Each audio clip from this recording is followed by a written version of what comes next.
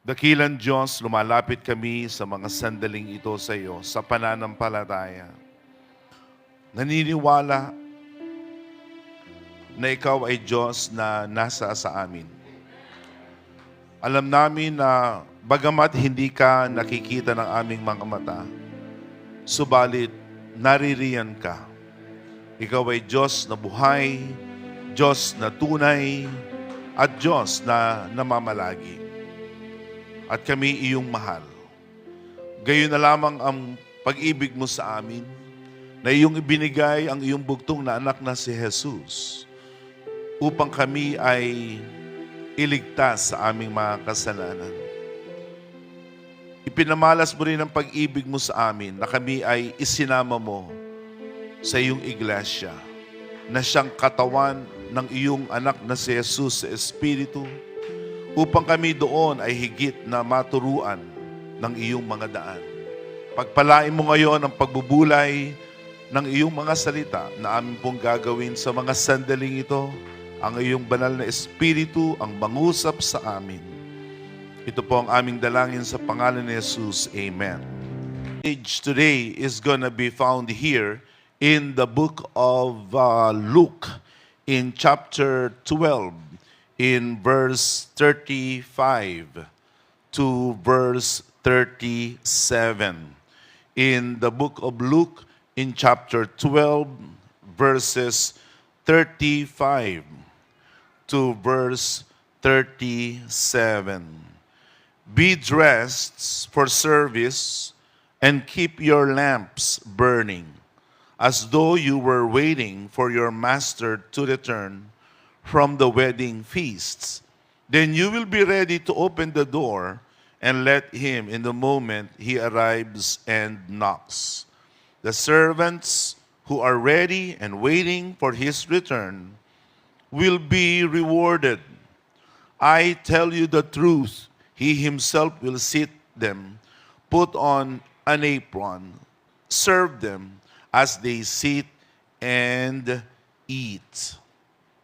This message is entitled New Clothing for a New Season. Bagong kasuotan. Bagong kasuotan sa bagong panahon. Nakakatuwang malaman na ang ating Diyos ay Diyos ng maraming mga katawagan. He is the God of many characteristics and traits. I would say that God wears many hats. Marami siyang katawagan, marami siyang katungkulan, marami siyang ginagawa. And God isn't only God who is our creator. God isn't only our designer. He isn't only the originator of the world. God is also a clothier. A clothier. Ang Diyos ay tagagawa ng mga kasuotan, ng mga damit. Yan ang pagkakaiba ng isang tinatawag na sastre o tailor, at yan ang pagkakaiba ng clothier. A clothier is someone who is more class, more professional, and he understands pretty much the world of fashion and clothing. There are tailors, but the clothier is an exceptional kind. And I would like to submit to you from this illustration that God is a clothier. And before I proceed, is a clothier, and you can see, sa kalagitnaan ng taon, I have more crusades to go, 17 more cities in the Philippines and around the world. So I need to pace myself. But don't you worry, I will not shortchange you. I'm going to give you a full and whole message from the Lord. So, God is a clothier, and you know, one of the first things God did was actually clothe man. In the book of Genesis, in chapter 3, in verse 21. In Genesis, in chapter 3, in verse 21, and the Lord God made clothing from animal skins for Adam and his wife. After creating the world, after man had sinned and realized that they were naked and that they have both disobeyed God, they became ashamed because of their nakedness. And so God made clothing from animal skins for Adam and his wife. Mahilig pala ang Diyos sa balat. God loved leather. And it was leather clothing and apparel that God first made for man. And God made clothing for man after man had sinned and had disobeyed and had violated God.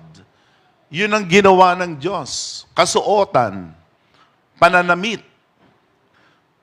Makatapos na ang tao ay nagkasala at na kita ng tao na siya'y hubad. And that speaks about what sin does.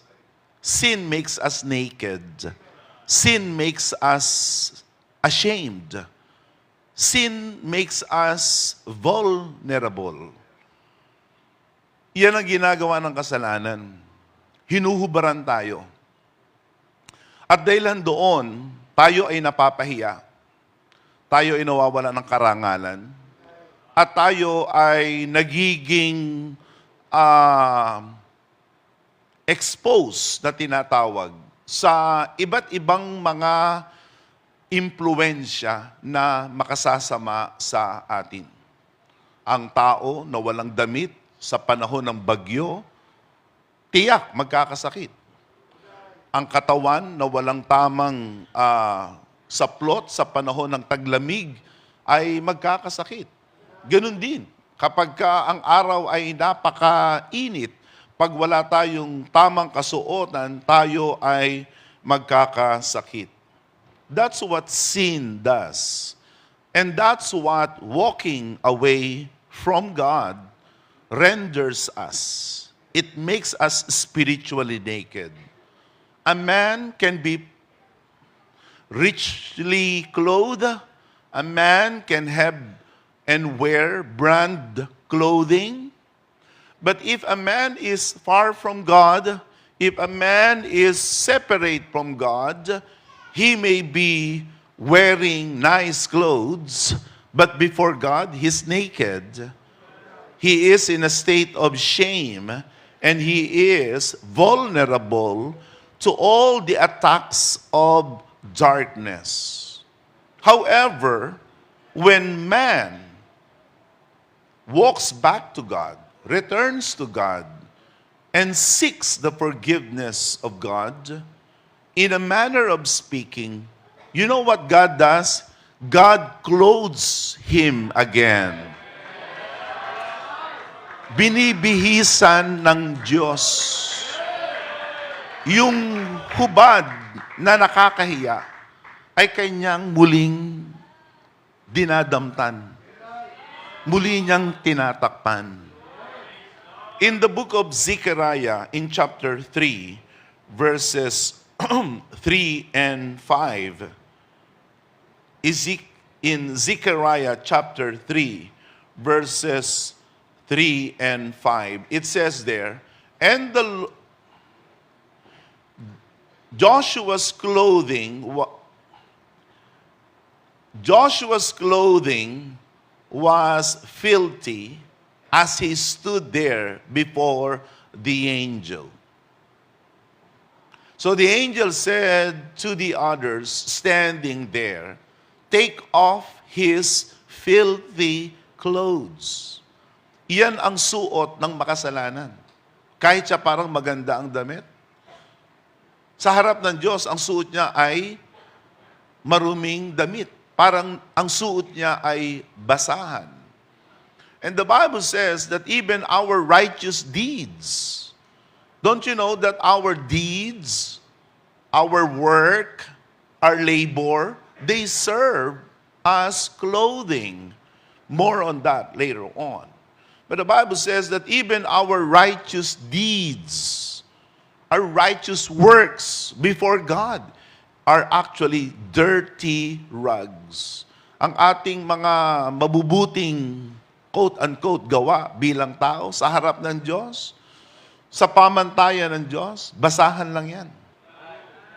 Kaya walang maililigtas sa pamamagitan ng kanyang mabuting gawa. Walang papasok sa langit dahil siya ay mabuti. Sapagkat ang ating kabutihan ay hindi sumasampa sa kabutihan ng Diyos. Kaya sa mataas na pamantayan ng Diyos, ang ating mabuting gawa ay parang mga basahan lamang.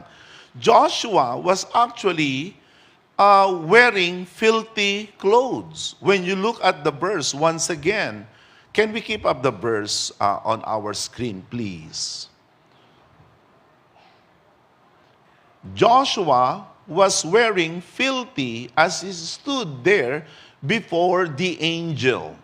In the next verse, please. So the angel said to the other standing there, "Take off his filthy clothes." And turning to Joshua, he said, "See, I have taken away your sins, and now I am giving you this fine new clothes." Sin is like filthy clothes. Kaya pag tayo ay mabuhay sa kasalanan, mabuhay tayong hiwalay sa Diyos, tayo ay nakasuot ng basahan, mabaho. Nang lulumahid tayo, nang lilimahid tayo sa harap ng Diyos. Subalit kapag ang kasalanan ay mapawi, mapatawad, malinis, para tayo nagsusuot ng bagong kasuotan, ng bagong damit. At ang sabi ng banal na kasulatan, "I am giving you these fine new clothes." In the next verse, it says there, "Then I said they should also place a clean turban on his head." In the Middle East, they were turbans. So they put on a clean priestly turban on his head, dressed him in new clothes, while the angel of the Lord stood by. You can see there, brethren, the illustration and the graphic imagery of sin and forgiveness. When we live our lives in sin, it's like being naked. But when you are forgiven, you put on new clothes. That's the reason why we want people, after they have believed, to be baptized. Kasi sa bautismo, nagsusuot ka ng bagong damit. You put on new clothes. And your new cloth is actually Jesus. In Colossians chapter 3, in verse 27. Galatians 3:27, I should say.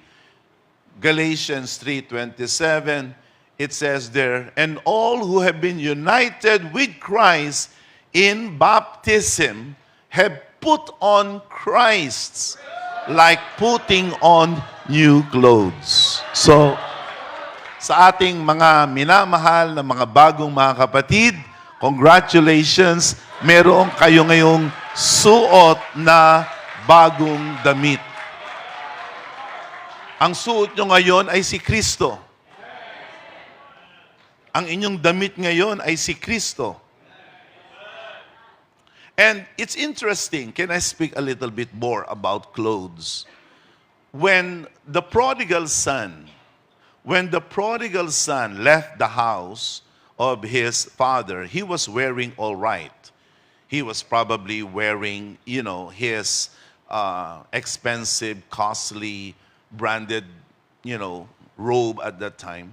So pumunta siya sa malayong lugar at doon nabuhay siya ng hiwalay sa Diyos.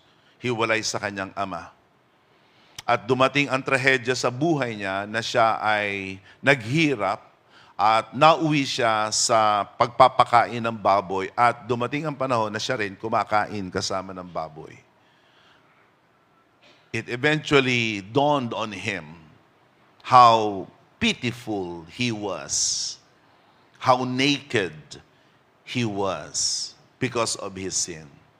And then he realized his mistakes. So he decided to make a comeback, return to his father. At biyaya ng Diyos, ang kanyang ama, malayo pa lamang, ay nakita yung kanyang anak. At ang kanyang ama ay tumakbo sa kanya. At niyakap siya. At hinalikan siya. At hindi lang yon.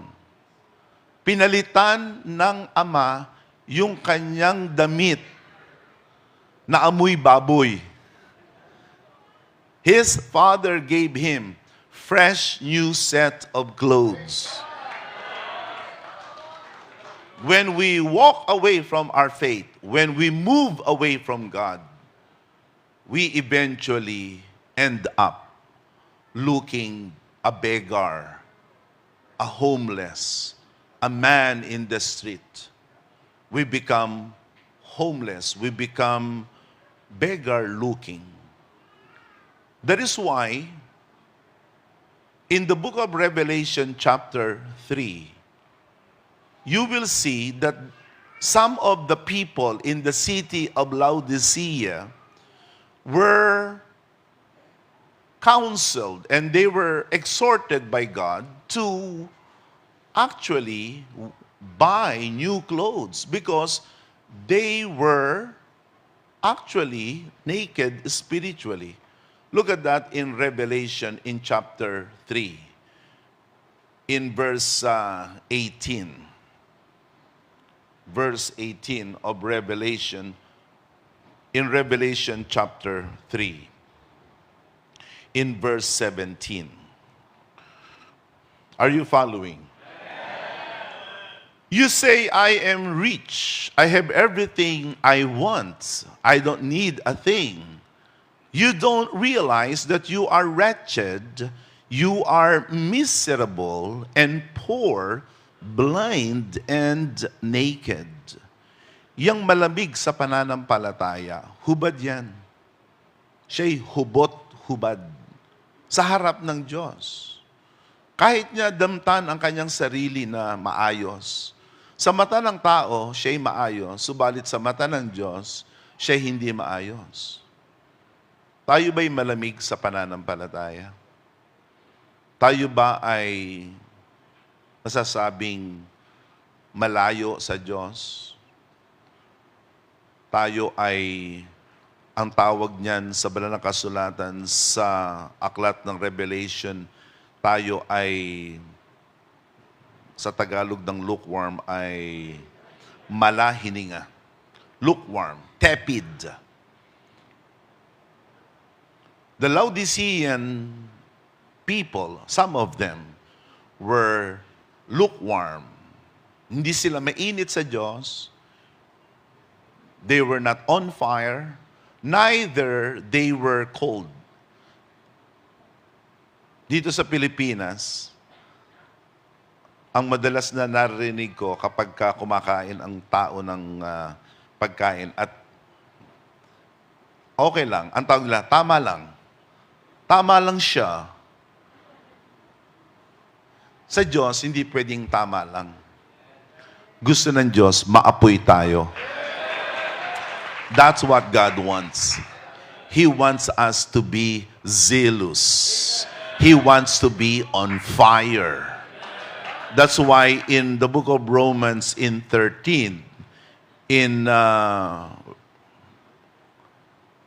Romans chapter 12, I should say, wherein it says there that we must not be lacking in zeal, we must keep our spiritual fervor, and we must serve the Lord. In verse 11 of Romans chapter 12. Never be lazy, but work hard, serve the Lord enthusiastically. There's no middle ground. You cannot take the middle ground. You cannot straddle the fence. It's either or. Either you are cold or you are piping hot. Either you are cold, frozen cold, or you are piping hot. If I were you, I'm going to choose what God wants. And God wants us to be zealous for the faith. And by the grace of God, the church of Jesus Christ, will be found fully clothed. When He comes, when He returns, and I know every one of us, as it is taught in the scriptures, we believe Jesus will return again. Or He will return.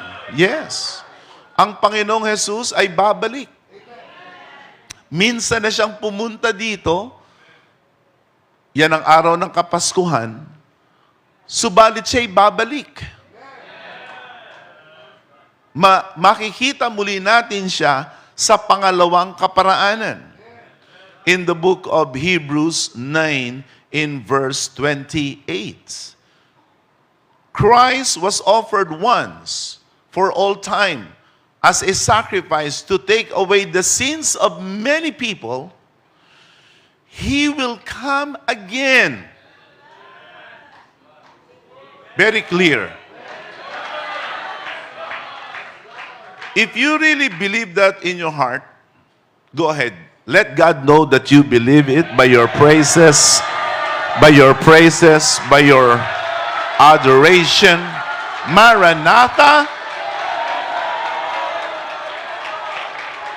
He will come again. He will return.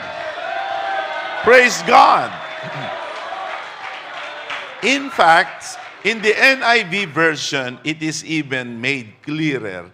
It says there, He will appear a second time. Ano mahirap unawain sa mga salitang yan? Pag sinabing second, sa Tagalog, pangalawa. May una, may pangalawa. At siya ay babalik. Siya'y muling babalik para magdala ng kaligtasan sa mga naghihintay sa Kanya.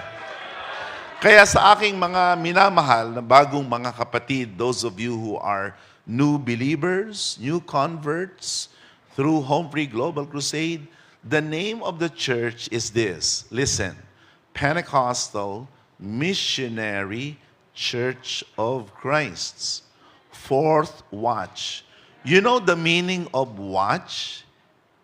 The meaning of watch is to wait.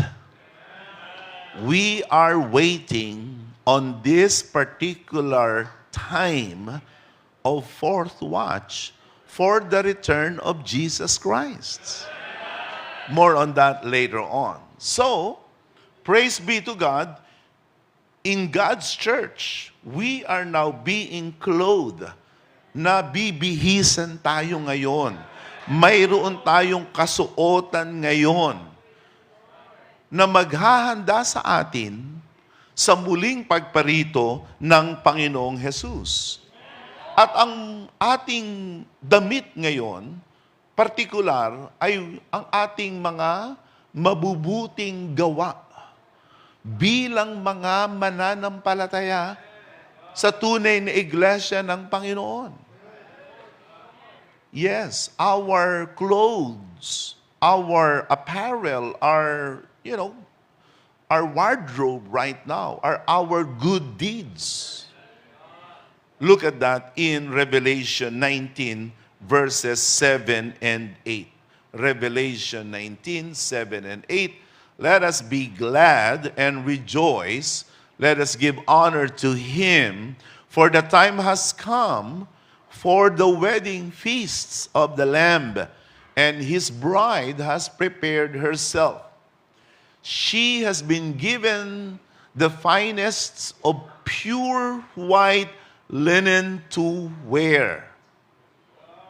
For the fine linen represents the good deeds of God's holy people. Linen. To God be the glory. Sa langit, tayo ay ikakasal kasama ni Kristo. O ikakasal tayo kay Kristo. Sa lupa, ang tawag sa atin ay ang kasintahan ni Kristo. We are the bride of Christ. Kaya sa iglesia, tayo ay, ang kabuuan ng iglesia ay parang isang babae. We are like that of a woman, a bride. Jesus is gonna be our husband. Right now, Jesus, as a good future husband, is preparing a place for us. That's what he is doing right now. In the book of John, in chapter 14, in verse 2 and 3, Christ Jesus is preparing a place for us. There is more than enough room in my Father's home. If this were not so, would I have told you that I'm going to prepare a place for you? Kaya mabuting asawa ang Panginoong Jesus. Dahil hindi niya tayo patitirahin sa kalye. Hindi niya tayo patitirahin sa kung saan-saan. Ang mabuting asawa, bago mag-asawa, ay kailangan meron munang bahay sa kanyang kasintahan. May mga mag-asawa, may mga lalaki na nagsasabi na kahit tayo sa bahay kubo, basta tayo magkasama. Kung ako babae, kung kayo babae, at sasabihin sa inyo ng inyong boyfriend, kahit sa kubo tayo magkasawa, huwag niyong aasawahin yon. Sabi ko, no, I demand a house. Jesus Christ is preparing a place for us in heaven. He will return, Hebrews 9:28, and when He returns, He wants us prepared. He wants the church looking good, looking beautiful, looking radiant. Yesterday, I officiated a wedding of one of our fellow pastors from Canada and the United States. So I believe they're here, Pastor Ivan and Sister Ren. And congratulations. Sister Ren was looking radiant yesterday. Every bride must look radiant, beautiful. The most pleasing person in the eyes of her husband. How about you, wives? Are you still looking beautiful to your husband? Ano nangyari? After 3 years lang parang nag-iba na kayo. But every bride must look radiant. I thank God because my wife is still ageless. She's ageless. Habang tumatanda, gumaganda.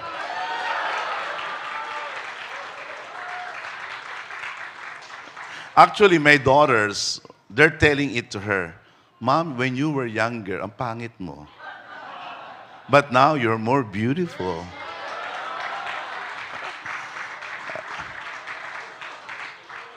She's like a wine that the more she ages, the better she tastes. I've never drunk and I don't drink, but it's just an expression. Anyway, this is not a marriage seminar. Baka pag uwi ninyo, sisikuhin na kayo ng asawa niyo. Sabi ko sa iyo, magsuklay ka eh. Sabi ko sa iyo, magsipilyo ka naman, honey. Anyway, going back to the bride, the church is the bride. And what we will be wearing are righteous deeds.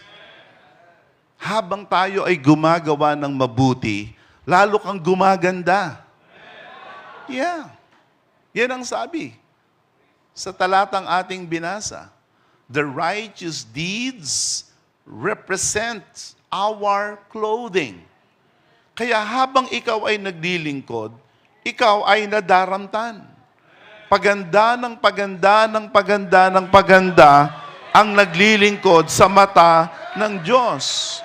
Because, believe it or not, God called us to be Christians, to be true Christians, to do good works. Good works. In the book of Ephesians, in chapter 2, verse 10, we are Christ's workmanship. We are God's masterpiece. He's created us in Christ Jesus to do good things. To do good things. And the greatest good is what God has prepared for us. Kaya tayo, hindi na tayo gagawa ng mga gawang masama. Hindi na tayo gagawa ng mga gawang walang kabalbalan, walang kabuluhan. Iiwasan na natin yan. Lalayuan na natin yan. Ang buhay na mabisyo, ang buhay na marumi, ang buhay na walang direksyon, ang buhay na walang panahon sa Diyos. Napakaraming mga tao ngayon na may panahon sa maraming bagay, pero pagdating sa Diyos, halos libusan niya lang ang Diyos. There are people that treat God like a beggar. Like God is a beggar. Do you give your entire salary to beggars? No, you don't. No, we don't. We give to beggars. But we don't give our entire salary to beggars. We only give the smallest we can. Yung iba sa atin, itinuturing natin ang Diyos na parang ang Diyos ay pulubi. You think God is gonna be pleased? You think God is gonna be happy because we say a little prayer? We give a little? We attend a little? You know, we feel for Him a little, not too much. And we call that Christianity. No, don't call it something else, but don't call it Christianity. Because true Christianity is giving all for Him. To the point that you will almost lose everything for Him. Jesus Christ said, if anyone wants to follow me, he must deny himself. He must take up his cross. He must follow me. Apostle Paul, when he learned of Christ, what was beneficial, what was profitable for him, he left them, forsook them, and considered them simply as rubbish, waste. Whatever it is that we think we deserve, God deserves it all the more. Do you think your family deserves all the love? Yes, I love my family. But they will not exceed my love for God. In fact, being a lover of God is making me a better human being. Being a lover of God makes you and will make you a better person, a better brother, a better sister, a better husband, a better citizen. Because once you give everything to God, once you yield, surrender everything to God, then God knows how to compensate whatever quote-unquote loss you have. Do you remember the words of Jesus, my brothers and sisters, in Matthew 6:33? If you will seek the kingdom of God and His righteousness, the Bible says, He will add everything unto you. And so in our service to God, we must seek to be fully clothed. Hanapin natin na tayo ay mabihisan. Sa araw na ito, sa oras na ito, bago kayo magsiuwian, magkaroon kayo ng bagong panata. Panibagong pagtatalaga. Panginoon, lalo ako magbibihis ngayon. All the more I'm gonna clothe myself with righteous deeds. Because I want to be acceptable to you. And right now, in particular, the PMCC Fourth Watch is being clothed for the return of Jesus Christ. Aren't you glad? Aren't you happy about it? Kaya ang itinuturo namin sa inyo ay maglingkod. Habang kayo naglilingkod, gumaganda tayo. Sa harap ng Diyos, umaayos tayo sa Diyos. At may mga panahon, mga kapatid, na kailangan ng katampatang kasuotan. May mga panahon na mayroong kasuotan na nararapat. Every season demands, a specific appropriate clothing. For 25 years, I lived and stayed and raised a family in the United States. The United States has 4 seasons. May 4 na season. Spring, summer,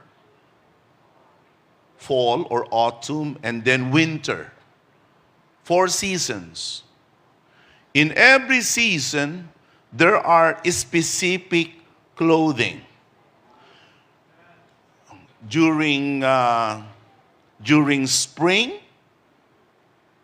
you can wear something light, airy. During winter, ang favorite expression ng mga Amerikano, bundle up. Ngayon, merong massive winter storm in the US. Millions are affected. Ang suot ng mga tao doon ay 5 layer. Sino sa inyo nagsusuot ng 5 layer? Anong susuot lamang dito ng 5 layer? Yung mga taong grasa.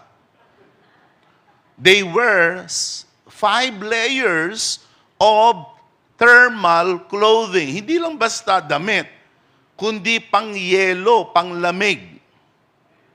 During summer, oh my goodness, naguhubaran ng mga tao doon. Unang punta mo sa Amerika, sa summer, makikita mo, mapapasus Mariosep ka na. Eneng, magbihis-bihis ka naman. Literally, people there are undressing, during summer because it is so hot. Kahit mga lola, ay ang suot na, nanay. Because it's so hot. During summer, during fall, fall is my favorite season kasi magkasama ang summer and winter. I love the fashion of fall. Dito sa Pilipinas, pag panahon ng tag-init, ano suot mo? T-shirt at shorts. Sinelas. Tama ba yon? Sige nga, magsabi kayo ng amen kung tama. T-shirt, sinelas, basketball shorts. Pagkatag-ulan, ano suot natin? Yun pa rin. Yun pa rin. Sinelas, short, at t-shirt. Hindi ka magsusuot dito ng turtleneck. Pag ikay mag-turtleneck dito sa panahon ng winter sa Metro Manila, mukha kang kriminal na. Mukhang di gagawa ng matino yun eh. Dahil sa movies, ang nakikita natin, ang mga naka-turtleneck at leather jacket, mga walang niya. Dito, sa karaniwang tao, you don't wear leather jacket unless you look like a criminal. Dito, shorts, t-shirt, sinelas. We're like Hawaiians. In Hawaii, they wear slippers the whole year round. Parang yan ang barong Tagalog nila. Pumunta sila sa formal clothes, slipa. Pumunta sila sa patay, slipa. Pumunta sila sa worship, slipa. They're always wearing slippers. Anyway, you get the point. In every season, kailangan ng appropriate na damit. The PMCC Fourth Watch is now in a new season. We're in a new season. These are a new era for the church. I grew up in this church. I've never seen the church in this era, in this particular setting before. This is the first time that we are seeing what we are seeing these days. Matagal na tayong nagkrukrusada.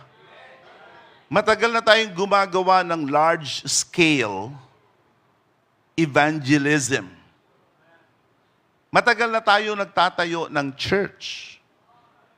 Sa katunayan, those of you who are oldies but goodies, yes, the seasoned ones from this church, there was a time under the pastoral leadership of Bishop Reynald Sulayaw, this church used to gather in a corridor of a school, and somewhere here in Makati, you used to have a commercial storefront location for a church, at meron pang panahon na ang inyong bubong ay parachute.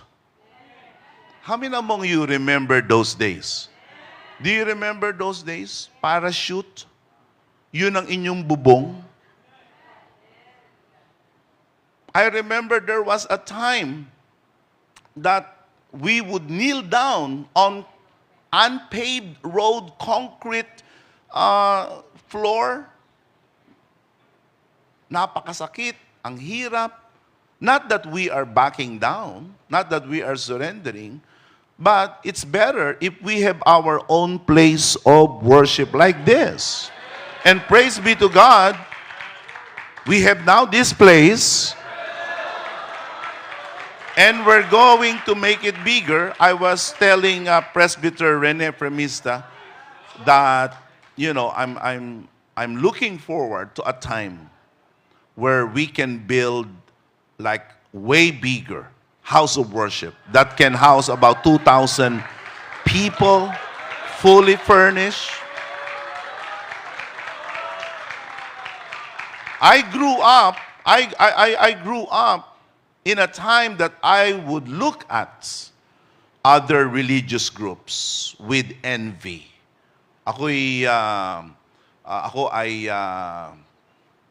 naiinggit sa kanila. Sapagkat sila ang nagbibilihan ng milyon-milyon at naglalakihang mga simbahan sa ibayong dagat. Never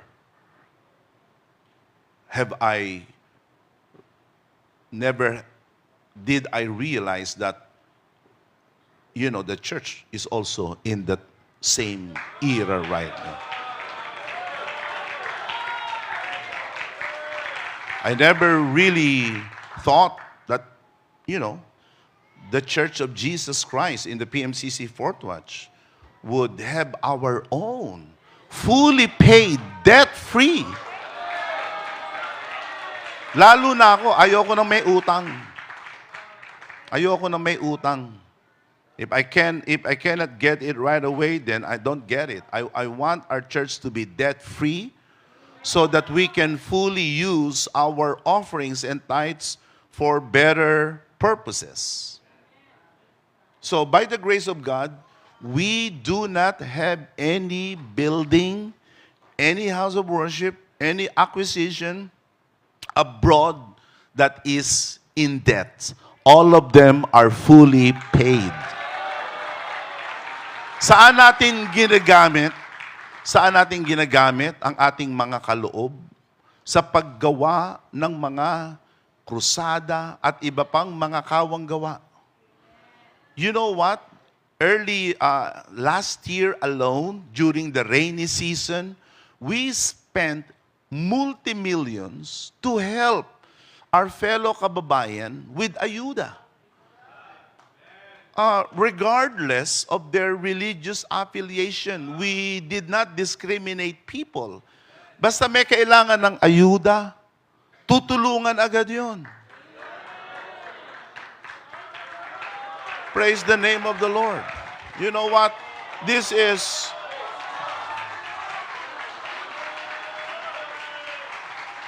all of them.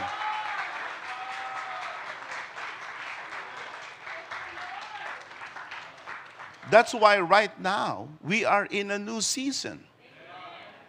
We're in a new season. Sabi ko nga sa inyo, matagal na tayo nag-crusada. It's only now that our crusade, for instance, our crusade in Luneta, praise God, our new believers are with us. Don't you know, we've been doing crusade in Luneta for the past 3 years. And since we started doing the crusade 3 years ago, the crusade is going and getting bigger and bigger and bigger and bigger, better and better and better. Just the combined numbers alone. Can we show the combined numbers of our crusade?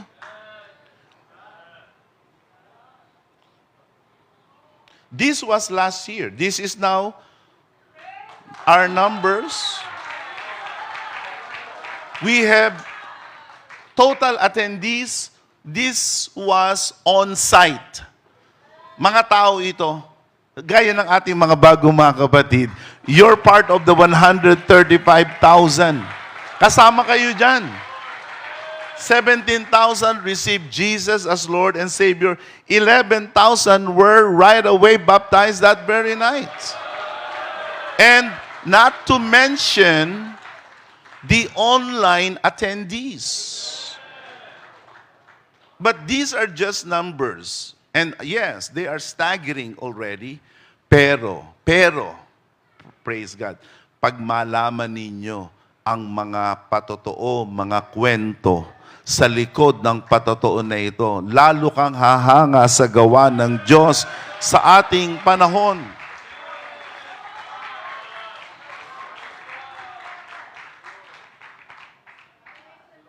Here in the Philippines, we paid some FM stations, we bought some billboards, but that's it.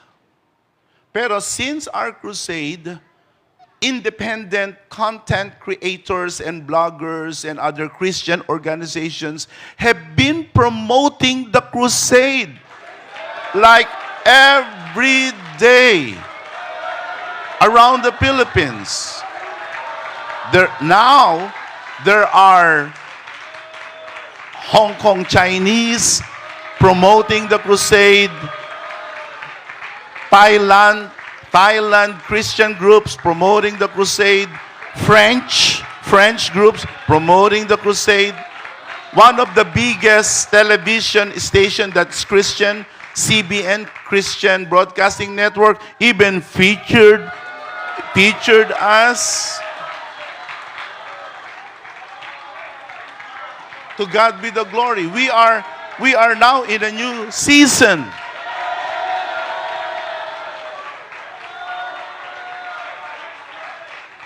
Broadsheets, Manila Bulletin, Inquirer. All of these, my dearest brethren, show that God is doing something quite extraordinarily and unprecedentedly in the PMCC portal. We're covering all bases. It reminds me of Romans chapter 1 verse 8. Yang aklat ng Roma sa kapitulo 1 sa talatang 8. In Romans chapter 1 verse 8, it says there, your faith, 1:8 please, your faith is being broadcasted throughout the world. Look at that. Let me say first that I thank God through Jesus Christ for all of you, because your faith in Him is being talked about all over the world. To some degree, this is happening. And we are humbled by it. Because we do not want the attention to ourselves. Let me tell you this. You wouldn't want to be in the limelight. But let God take all the limelight. Let God take all the spotlight. We praise God somehow that verse is happening in us. The book of Acts 2:47, praising God and enjoying the favor of all the people. And so this is my work right now as the chief executive minister of the church, as your apostle right now. My work, listen, is to get everyone ready. To get every rank and file member of this church to adjust to this new season that we are in right now. You know, it's like a family moving to the United States. Who does the mini orientation? The father. Or make sure your passports are with you. Hey, always go with your brother. Stay together. Don't be lost in the airport. The father calls the shots. And remember this. Hey, boy, what are you doing? I'm bringing my Barong Tagalog. Leave it here in the Philippines. We don't wear Barong Tagalog during winter. Make sure you drink a lot. So the father, the mother, that's all the orientation of the family. That's what I'm doing right now. I'm telling you right now, we need to step up. We need to level up. Why? Because God is moving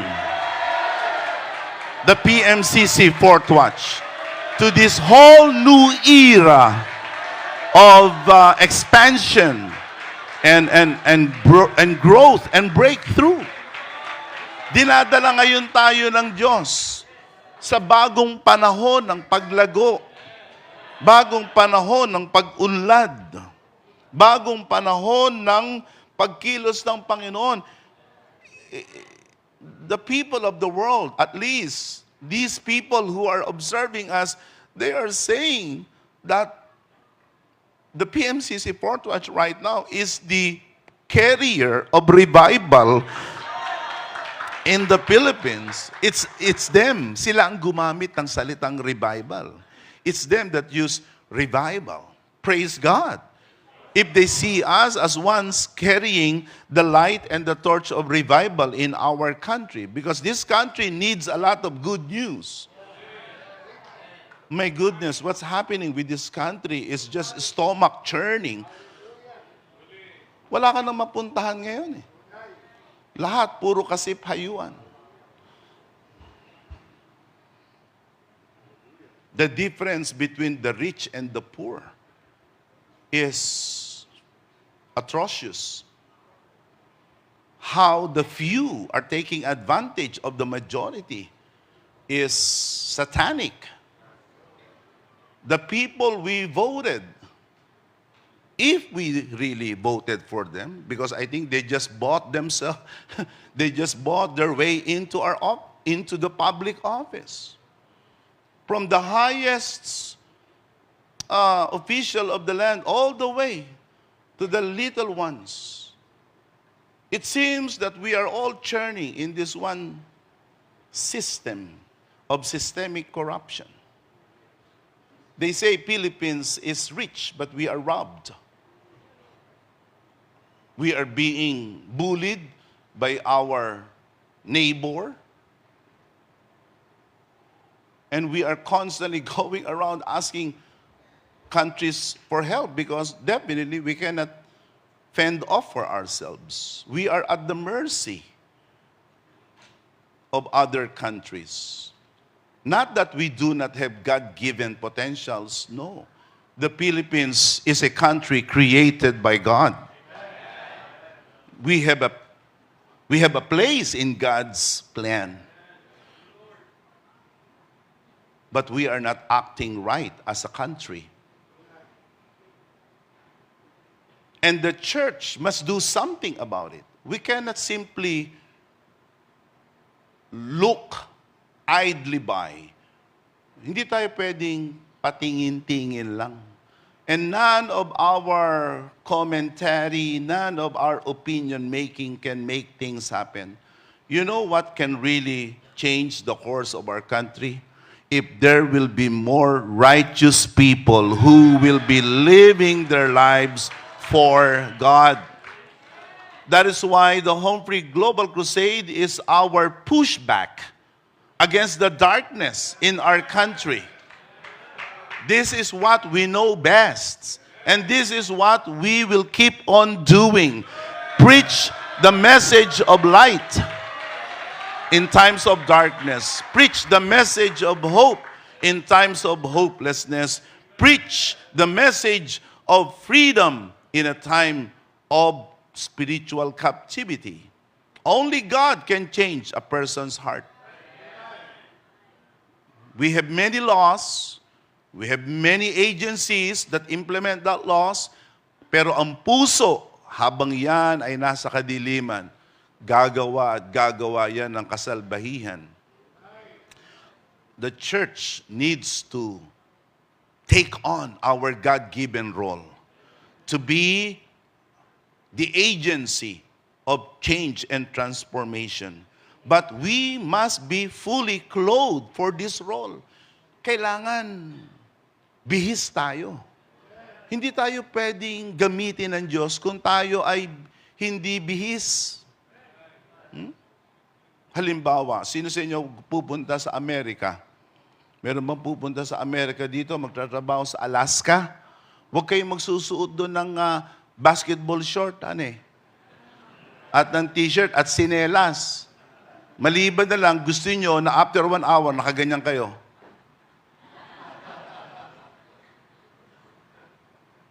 Pitikin na inyong tenga, tanggalan yung tenga, hypothermia. There is a new season upon us. We need to be properly clothed. What are those clothing? Number 1, be clothed for service. Be clothed for service. May tamang damit sa paglilingkod. Yes. When you go to fine hotels, when you dine in fine restaurants, hindi nakasando ang magse-serve sa iyo. Hindi nakasinelas. Hindi kung ano-ano ang suot. The more expensive, the fine dining, the more Exquisite is their uniform. Pati ang tayo nun, sa pares-pares, ang tayo ganyan lang. Ano ba, ano nyo are? Hindi, ano lang yan. Pawis-pawis pa yun. Sa fine dining, parang si Alfred ng Batman yung butler, Sir, good evening, Mr. and Mrs. Premista. Kilala kayo. Sa pares-pares, pre, ano mo lang yun? Lahat yung pare. Sa mga fine hotel, iwe-welcome kayo na maayos. Habang tumataas ang kalidad ng buhay, gumaganda, mas tama ang pagsuot nila. Sa paglilingkod, tinatawag tayo ngayon ng Diyos sa mas mataas na paglilingkod. So we must be properly dressed. Look at that in verse 35 of our text. Now, what are we going to dress? We must dress with the dress of excellence. Do not serve God sloppy. Why would you do that? Why would you shortchange God? Wear the dress of excellence. Paul says, whatever it is lovely, admirable, praiseworthy, good, whatever is excellent, think about these things.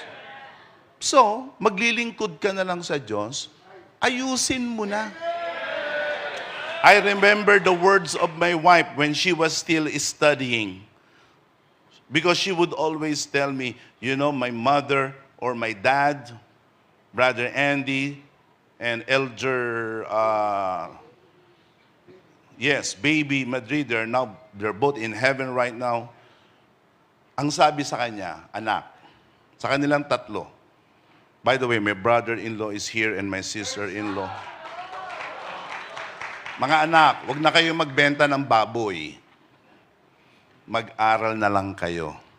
Yan na lang ang gagawin ninyo, pagbutihin nyo na. Biyaya ng Panginoon, their ate is, mula nang tumungtong sa school, valedictorian. Nakatapos sa De La Salle ng cum laude. Praise God. Ginagamit niya yung prinsipyong yon sa paglilingkod. Maglilingkod ka na lang. Ayusin mo na. Total, Diyos naman ang pinaglilingkuran mo eh. Mabuti kong tao. Be excellent. Be faithful. Remember the words of Jesus to the servant who did good. Well done, good and faithful servants. 24:21 of Matthew, if I'm not mistaken. Well done, good and faithful. Meaning, if you're good, you're good. In America, pag sinabing, how are you, Charles? Oh, I'm good. If you say, I'm good, you're good. So, pag kamustahin kayo, kamusta ka? Are you good? No, be good. Be faithful. Do what's right. Do what is pleasing unto the Lord. Do not have the attitude of absenteeism. Report. Go to work. Huwag kayong pala absent. Nalilitaw lang kayo pag araw ng linggo. That's not Christianity. I do not know what you call it, but that's not Christianity. Because true Christianity doesn't foster absenteeism. Absenteeism in any context, relational context, is wrong. Absentee husband, absentee wife, absentee children, absentee employee, absentee government, absentee God. That's not good. We must not be absent, being absent. Hebrews 10:25. Let us encourage one another. Do not copy the habit of some who are absentee. So many things we can do to be dressed for service. Be zealous. Maapoy Buhay. Do not be nonchalant, indifferent, yung parang wala lang. No. It's pedal to the metal. It's full throttle. Can I hear an amen? Number 2, be clothed for warfare. Apostle, what do you mean warfare? Akala ba ang pananampalatayang Kristiyano is a walk in the park? Akala ba ang pananampalatayang Kristiyano ay happy-happy na? No, that's not what true Christianity is all about. Ngayon, lalong-lalo na sa ating mga minamahal, mga bago mga kapatid, ngayon, si Satanas ay talagang kaaway nyo na. Satan now is your enemy. Satan is your enemy. Do not run to him for help. He is not your friend. He is your foe. He is your enemy. And you must be properly adorned with proper armory. Look at that in the book of Ephesians chapter 6, beginning in verse 11 to 17. It says there, put on God's armor so that you will be, parang lumabo yung monitor, so that you'll be able to stand firm against the ground. Praise God. Against all the strategies of the devil. For we are not fighting against flesh and blood enemies, but against evil rulers, authorities of the unseen world, against mighty powers in this dark world, and against evil spirits in the heavenly realms. May mga evil spirit, huwag kayong titingin sa katabi ninyo. Sabi ko na huwag titingin eh.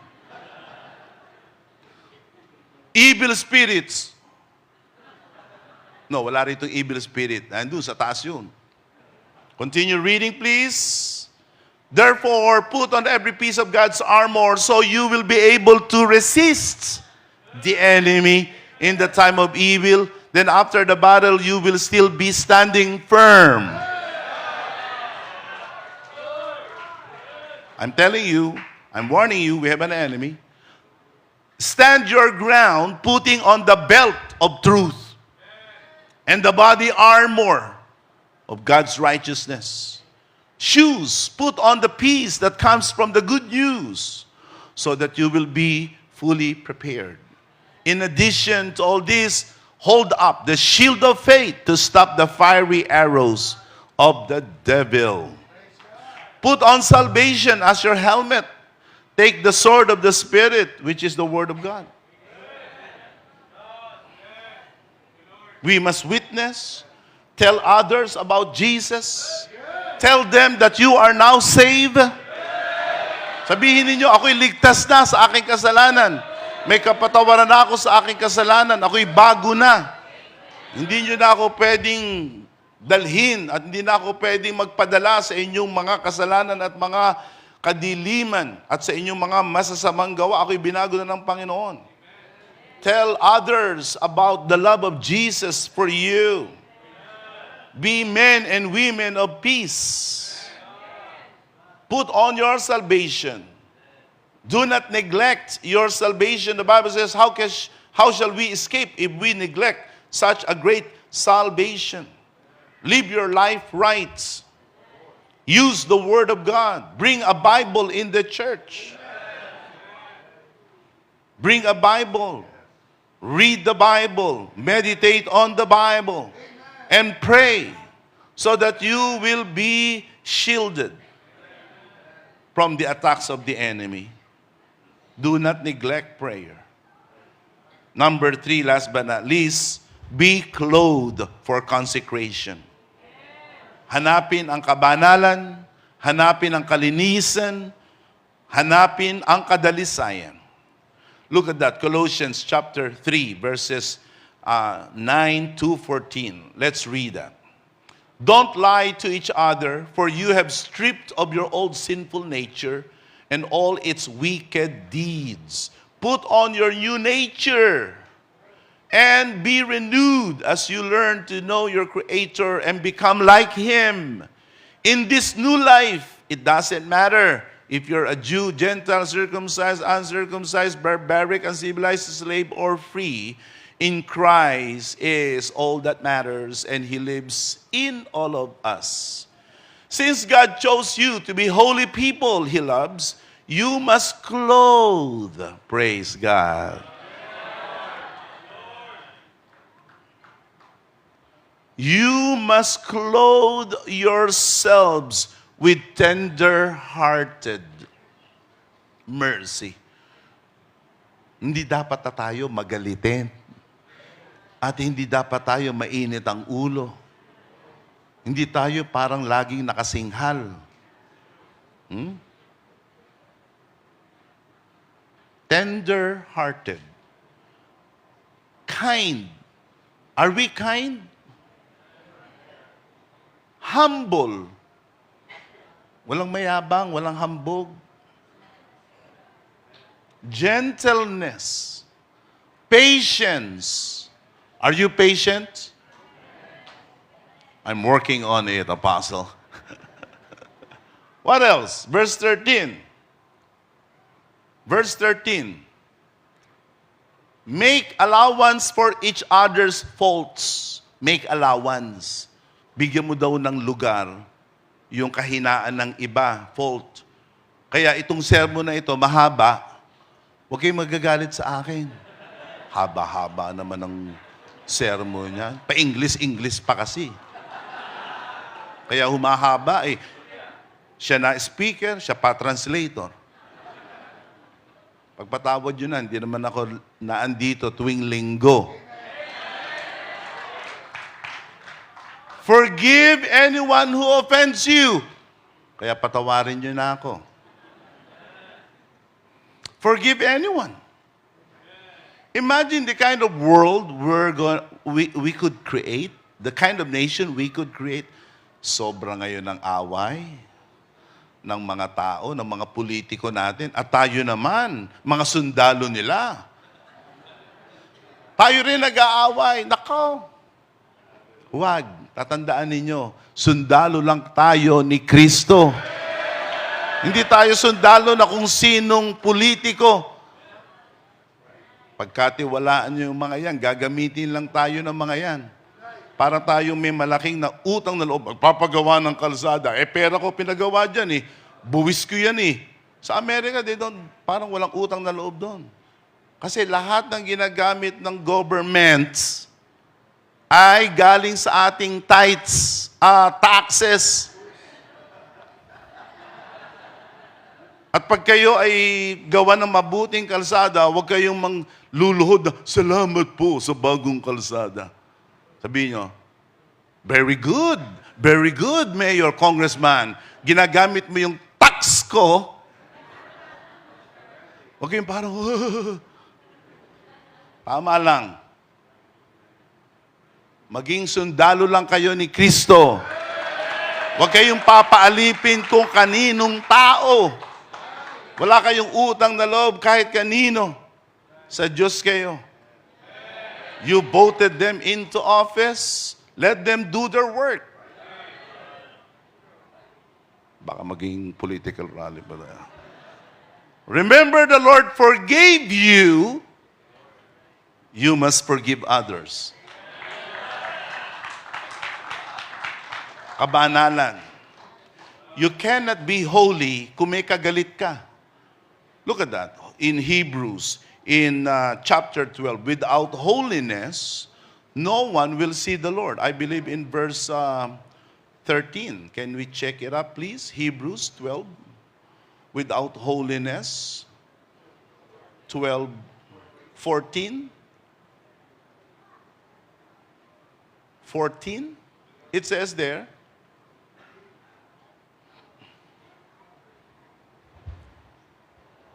work at living in peace with everyone. Kaya sa Fourth Watch, walang awayan. Huwag tayong mag-aaway. We are one family. Work at living in peace with everyone. Work at living a holy life, For those who are not holy will not see the Lord. Ang kabanalan, hindi lang yan patungkol sa Diyos. Patungkol din yan sa katabi nyo. Are you at peace? Kayo ba'y mapayapa? Hindi natutulog, ha? Kayo ba'y mapayapa sa katabi nyo? Sige nga, tingnan nyo yung katabi ninyo.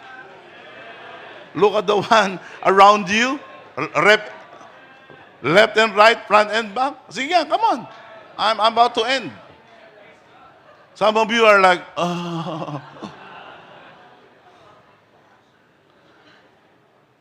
Be at peace with them. Now, we're not marshmallows. We're not marshmallows. We know how to draw where the line should be drawn. But in God's church, live at peace with everyone, and you will be holy. My brethren, are we ready for this new season? A new season of growth? A new season of breakthrough? A new season of expansion? Praise God. Let us then be properly clothed. Let's kneel down and let us pray. Tayo lumuhod, tayo manalangin. Pagpalain mo ang iyong mga salita sa aming puso. Tulungan mo na kami magbihis, magsuot ng tamang kasuotan, ng paglilingkod, pakikipagbaka ng tama, at ng kabanalan. Upang sa gayon, maihanda kami sa panibagong panahon na ito na aming tinatahak. Ang bagong panahon ng paglago at pagunlad at paglaki ng iyong banal na iglesia. Ito po ang aming dalangin sa matamis na pangalan ni Jesus. Amen. Tayong lahat ay makatatayo na.